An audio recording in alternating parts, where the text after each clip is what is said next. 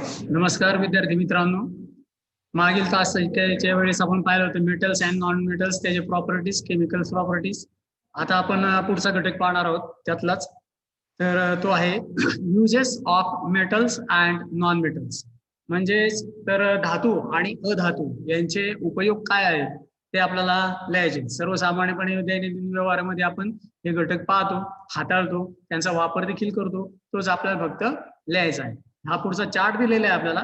Prepare a list of the uses of metals and non metal in our everyday life. दररोजच्या उपयोगात येणाऱ्या सर्व साधनांचा, जे काही मेटल्स आहेत किंवा जे नॉन मेटल्स आहेत त्यांचा आपल्याला लिस्ट तयार करून घ्यायची. Name of the metals, use तो कशासाठी वापर केला जातो, name of the non metals तो आणि त्याचा यूज कशासाठी केला जातो. या स्वरूपाचे 2 चार्ट तयार करून घ्यायचे आपल्या वहीमध्ये आणि ते साधारणतः 3 ते 4 आपल्याला उदाहरणं लिहिता आली पाहिजे. While studying chemical properties of metals, it is found that the gold or a silver do not react readily. म्हणजे यामध्ये गोल्ड आणि सिल्वर, सोने आणि चांदी हे सहज पद्धतीने केमिकल प्रॉपर्टीज मध्ये सहभाग होऊ शकत नाही. आता पुढचा आपण घटक पाहणार आहोत यातला, तर नोबल मेटल्स. नोबल्स मेटल कशाला म्हणलं जातं आणि त्यांचा उपयोग कुठं होतो आणि त्याचा वापर काय केला जातो आपण पाहणार आहोत. Some metals like gold, silver, platinum, palladium and rubidium are noble metals. They occur in nature. म्हणजे ह्या स्वरूपाची जी नावं आपल्याला दिलेली आहेत, गोल्ड असेल, सिल्वर असेल, प्लॅटिनम असेल, पॅलेडियम असेल आणि रेडियम असेल, यांचा वापर आपल्याला नोबल मेटल्स म्हणून केला जातो. आणि ते कुठे सापडतात बा निसर्गतः, in a element state. Gold which is 100% pure. सोने कसं आहे 100% शुद्ध स्वरूपाचं आहे. Is called a 24 carat gold. शुद्ध स्वरूपाच्या सोन्याची कॅरेट, म्हणजे कॅरेट हे काय मोजण्याचं परिमाण आहे. सोन्याची शुद्धता आपण जी पाहतो ही आपल्याला कॅरेट मध्ये दर्शवली जाते आणि ती दर्शवताना त्यातला 24 कॅरेट ज्याला आपण म्हणतो ते आहे 100% सोने शुद्ध. Pure gold is soft. हे कसं स्वरूपाचं आहे तर ते सॉफ्ट आहे, म्हणजे मृदू आहे सहजरित्या.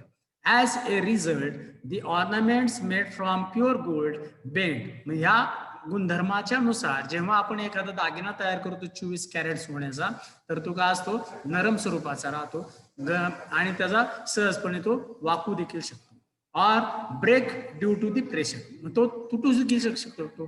जास्त जर त्याच्यावर प्रेशर पडलं, दाब पडला तर त्या सोन्याच्या दागिन्याचा तुकडा देखील पडू शकतो. कशामुळं तर त्याचा असणारी ही प्रॉपर्टी कोणती, तर तो काय आहे, सॉफ्ट आहे, मृदू आहे, नरम आहे. Therefore Goldsmith mix it with certain proportion of copper और ए सिल्वर.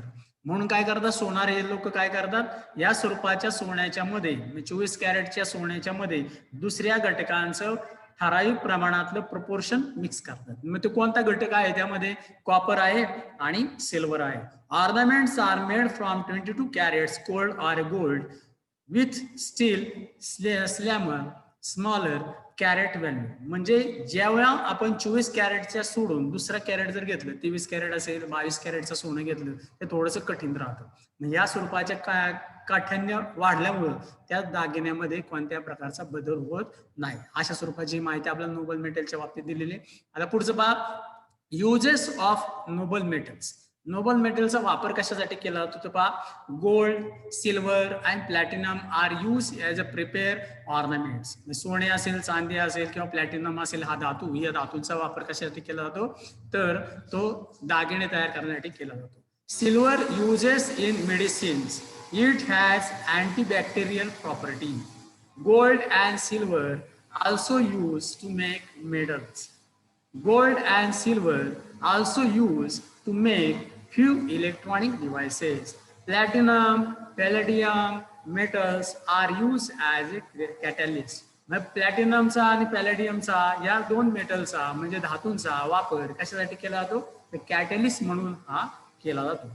पुढे पहा, प्युरिटी ऑफ गोल्ड. सोन्याची असणारी शुद्धता ही कशावर अवलंबून आहे किंवा ती कशी मोजली जाते ते आपण आता पाहणार आहोत. When we ask rate of gold in gold shop it always differ. Gold सोन्याच्या दुकानांमध्ये आपल्याला सोन्याची असणारी शुद्धता ही विविध पद्धतीने दर्शवली जाते. 20% कॅरेटचं सोनं असेल, 22चं असेल, 24चं असेल किंवा 23चं असेल. Why it is gold is a noble metal in nature. It occurs in element form. 100% pure gold is of a 24 carat. Pure gold is soft. Therefore, gold ornaments prepared by pure gold may prick or bend due to the pressure. म्हणजे जास्त दाब जर दिलेला असेल तर शुद्ध स्वरूपाचंच एखादं जर ऑर्नामेंट्स तयार केलेलं असेल तर त्या दागिन्याचं बेंड होऊ शकतो किंवा त्याचा आकार बदलू शकतो. का तर ते मृदू आहे, नरम आहे, तो आपला आकार बदलू शकतो. Hence goldsmith add specific amount of copper or silver in pure gold. यामुळं सोनार लोक जेव्हा दागिने तयार करतात त्यावेळेस त्या दागिन्यामध्ये कॉपर म्हणजे तांब किंवा चांदी यांचं काही ठराविक प्रमाणातलं मिक्सिंग हे केलं जातं. To prepare ornaments of 22 carats gold is use. मग यासाठी 22 कॅरेटचं असणारं सोनं हे वापरलं जातं. आता करोशन म्हणजे काय, थोडक्यात त्याला आपण म्हणतो रस्टिंग, म्हणजे गंजणे. Gases in the air reacts with metals in presence of moisture to form metal compounds. म्हणजे निसर्गतः हवेमधील असणारे काही वायू जे आहेत या वायूंची रासायनिक घटना किंवा रासायनिक अभिक्रिया ही त्या धातूंवर होते आणि त्यामधील हवेतील असणारा मॉइश्चर म्हणजे आर्द्रता याचा परिणाम त्या मेटल्सच्या घटकावर होऊन त्याचे कंपाऊंड्स तयार होतात. मग ते कंपाऊंड्स कोणते असतील तर ऑक्साइड्स तयार होतात. Metal oxides are formed due to the corrosion. Same as one of example we have to see that the ions, and when they are exposed in your air, then the moisture and also the oxygens are reacts with this the iron and their iron oxides are formed. The metals get affected by this process and undergo what is called as a corrosion. त्याला म्हणलं जातं rusting or corrosion. पुढचं एक दिलेलं आपल्याला या ठिकाणी लिबर्टीचा statue दाखवलेला आपल्याला. हा कुठं आहे, अमेरिकेमध्ये आहे, समुद्रामध्ये. त्याबद्दलची माहिती आपल्याला दिलेली. इतके वर्ष होऊन सुद्धा या स्वरूपाच्या स्टॅच्यूला, लिबर्टीच्या स्टॅच्यूला कोणत्याही प्रकारचा बदल झालेला दिसून येत नाही. त्याला कारण काय आहे, तो कसा पाय तयार झालेला आहे, तर दिलेली माहिती. There is a statue of liberty in the sea near New York city in America. The original surface of their statues was made of a copper. Original जो काय धातू आहे ते स्टॅच्यूच्या त्यामध्ये वापर कशाचा केलेला आहे, कॉपरचा केलेला आहे. But now it looks like green. मग तो आता कशा स्वरूपाचा दिसतोय, ग्रीन रंगामध्ये दिसतो. This is because green coloured copper carbonate has been form by the reaction of copper with the carbon dioxide and moisture in the air. This is an example of a corrosion. Corrosionचं हे सगळ्याच आपल्याला सगळ्यांना अनुभवता येईल किंवा पाहता येईल अशा स्वरूपाचं सर्वमान्य असणारे उदाहरण आहे. काय तर त्या स्टॅच्यू मध्ये काय झालेले, तो मूळतः आहे कॉपरचा, पण आता या हवेतील असणाऱ्या घटकांचा परिणाम त्याच्यावर झाला आणि त्याचमुळं त्याचा रंग हा ग्रीन तयार झालेला आहे. Copper carbonate has been form by the reaction of a copper with the carbon dioxide. Carbon dioxide कुठून आला, हवेतील घटक आहे. म्हणजे हवेतील असणाऱ्या घटकाचा कॉपरशी संपर्क येऊन कॉपर कार्बोनेट तयार झालं आणि मॉइश्चर हवेतील असणारी आर्द्रता, पाणी धरून ठेवण्याची क्षमता ज्याला आपण म्हणतो in the air. This is an example of a corrosion. त्यामुळे हे करोशन झालं, क्षरण होणे. पुढचं make a list and discuss. Prepare a list of the examples of a corrosion in your everyday life. मग आपल्या सर्वसाधारण आयुष्यामध्ये कोणत्या स्वरूपाचा बदल होतो, करोशन कुठं होतं, क्षरण कशा कोणत्या घटकांचं होतं, याची एक आपल्याला लिस्ट करायची. A reddish color deposit in the form in iron by reaction with oxygen gas. A greenish colored deposit is formed copper by reaction with carbon dioxide gas. A blackish color deposit is formed on the iron and we say that this is the reaction with hydrogen sulfide gas to prevent corrosion. म्हणजे hydrogen sulphide gas त्यामध्ये टाकला तर त्या करोशनचं होणारं मेटलवरचा परिणाम हा कमी केला जातो. Layers of the oil, grease, varnish or paint are applied on them. मग ह्या मेटलचं होणारं करोशन क्षरण कमी होण्याकरता आपण काय काळजी घ्यायला पाहिजे, तर आपण काय करू शकतो, तर त्याच्यावर ग्रीस लावू शकतो, ऑइल लावू शकतो किंवा ऑइल पेंट देऊ शकतो की जेणेकरून त्या मेटलचं होणारं आयुष्यमान हे वाढू शकतो. Also plating with another non-corrupting metals is done. Iron is arrested bye zinc plating. मग आयर्नला काय केलं जातं, झिंक ह्या प्लेटिंग केलं होतं, झिंकचा एक थर त्याच्यावर चढवला जातो. Due to this process the contact of metal surface with air is loss and corrosion cannot occur as the chemical reaction cannot occur.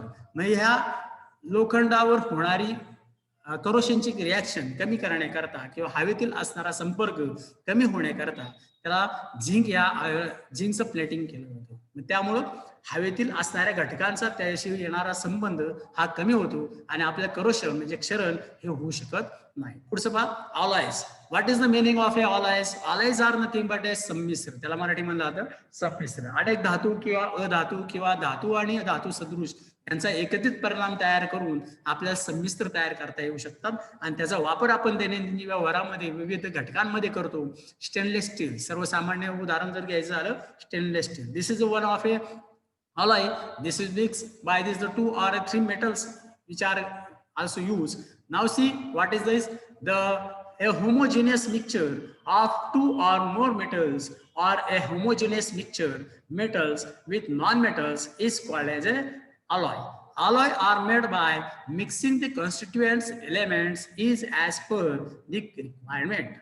आपल्याला जशी अपेक्षा असेल किंवा ज्या स्वरूपाची गरज असेल त्या गरजेनुसार आपल्याला नॉन मेटल किंवा मेटल यांचा वापर करून मिक्सचर करून होमोजेनियस मिक्सचर तयार करून सर्वसामान्यपणे ते एकमेकांमध्ये मिसळतील अशा गुणधर्म असणारे मेटल्स एकत्र करून त्यापासून अलॉयज तयार केलं जातं. For example, the stainless steel and stainless steel used at home are made of an alloy of iron with carbon, chromium and nickel. ह्यामध्ये काय घटक वापरले अलॉय मध्ये? आयर्न आहे, त्याबरोबर कार्बन आहे, क्रोमियम आहे आणि निकेल आहे. या सर्व घटकांचा एकत्रित परिपाक होऊन त्याद्वारे होमोजेनियस मिक्सचर तयार केलं जातं. The alloy bronze is from copper and tin. तर दुसरा अलॉय कोणता आहे? ब्रॉन्झ हा धातू आहे. ह्या स्वरूपाचं तयार करण्यासाठी त्यामध्ये कोणते घटक वापरले जातात? कॉपर एक वापरला जातं आणि टीन हा एक धातू वापरला जातो. पुढचं पहा, डू यू नो. आता आपण जर पाहिलं असेल काही प्रदर्शनीय स्थळ तर त्यामध्ये काय आपल्या कुतुब मिनार दाखवलेला आहे. या कुतुब मिनार देखील स्थित आहे. हा जर पाहिला असेल तर तो अजून सुद्धा त्या स्वरूपाचा आहे. त्या जवळचा अशोक स्तंभ जो दिसतोय तो देखील एक आहे. हे आपले एक आयडेंटिकल आयडॉल्स आहे. पहा, there is an iron pillar in the premises of Qutub Minar in Delhi, made about 15,000 years ago. The pillar is lustrous even after so many years. This is because our ancestors had made it from any alloy. हा जो pillar आपल्याला दिसतोय या आकृतीमध्ये कुतुब मिनारच्या जवळ आहे, हा अजूनही गंज चढलेला नाही किंवा कोणत्या प्रकारचा त्याच्यावर परिणाम हवेच्या सगळ्या घटकांचा झालेला नाही. तो हा या स्थितीत अजूनही आहे. का? तर ते जो त्यावेळेस तयार केलेला जे आहे तयार करणारे यांनी त्या वापर केला कशाचा आहे, तर संमिश्राचा तयार केलेला आहे. It contains small proportions of carbon, silicon and phosphorus mix in iron. हे 3 घटक आहेत. कॉपर एक घेतलेला आहे, सिलिकॉन एक घेतलेला आहे, फॉस्फरसचे मिक्स घेतले आणि त्यापासून लोखंडापासून हा तयार केलेला आहे. म्हणजे 3-4 धातू एकत्र करून त्याद्वारे हा पिलर तयार केलेला आहे. पुढचं पहा, do you know a cheap variety of stainless steel made sometimes by using copper instead of constant nickel. You might have seen these the vertical cracks in stainless steel vessels. The reason is as above. मग जर आपण stainless steel मध्ये काय purity जर पाहतो, काय वेळेस तडा गेलेला असेल किंवा काही ठिकाणी त्या कॉपरच्या जर इनबॅलन्सिंग असेल, कॉस्टली जर निकेल वापरलेला असेल, अशा स्वरूपाच्या स्टेनलेस स्टील मध्ये कट जातो किंवा त्याला तडे गेलेले आपण जाणवतात. अशी काही उदाहरणं आहेत, आपल्याला त्याची एक लिस्ट तयार करू शकतो किंवा ती घेऊ शकतो. पुढचं, you might be knowing scrap dealers. What do they do with this scrap? Y is this the needed? आपल्या जवळपासच्या भांगारचं दुकान असेल किंवा स्क्रॅप गोळा करणारे असतील त्यांना विचारा, त्यांची एखादी मुलाखत घ्या.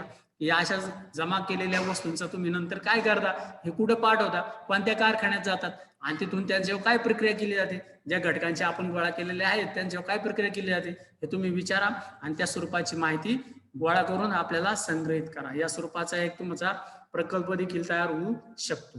ओके, धन्यवाद all of us to join us.